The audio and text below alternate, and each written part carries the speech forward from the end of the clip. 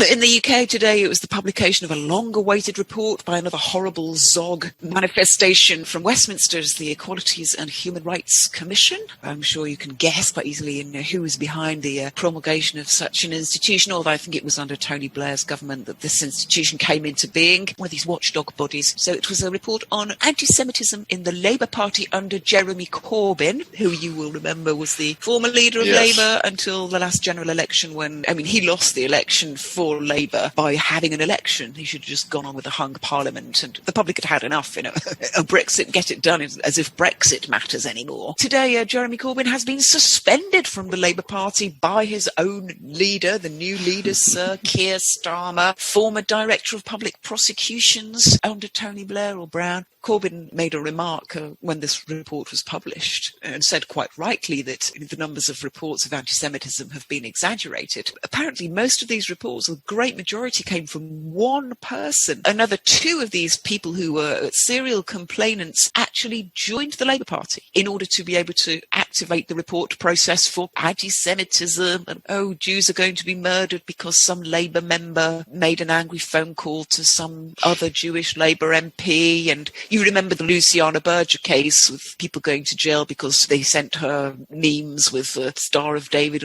embossed on her head or as a rat or something with the Daily Stormer. You remember that? Quite a few people went to prison already for harassment of these UK Jewish Labour MPs. But no, today Corbyn has been suspended, and it's quite problematic. It was very quick. He was suspended within half an hour of him making these comments, refusing being asked to retract by Labour, him refusing and him immediately being suspended from the Labour Party. But the Labour Party refused now to give a reason because the internal legislation, there has to be a reason, bring the party into disrepute or whatever, for them to be able to suspend. So apparently they're just not saying on what grounds Jeremy Corbyn has been suspended. So that looks as if it's going to be problematic. It's reawaken the massive wars within the Labour Party, and pretty much it will be the end of the Labour Party. I shed no tears for Jeremy Corbyn. He was very good all his political career, anti-war and anti-Israel and pro-Palestinian. But when it came to the crunch, he just grovelled and apologised and said, yes, we're going to do better and we will get rid of these anti-Semites. But you see, in the end, his grovelling today. But he's got massive support, far more support than Starmer. So I think Labour is really well and truly dead now. Hopefully a new party will arise.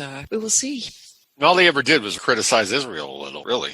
Yeah. That's what they didn't like. Oh, yeah. So that just shows they're completely controlled the way the Republicans and Democrats are in the USA. It's just completely run by Jew money and fear of Jews by the people who aren't Jews. It's utterly absurd. And there is nothing that represents actual white people, whether they're English or Americans. I always say it's like a body without a head desperately trying to get ahead. That's what the vote for Trump is. They're trying to get someone who actually represents what they actually want. And they just can't do it because it's trying to get through this, I don't know what the best analogy is, but it just can't get the head on its body because the Jew machine keeps chopping it off.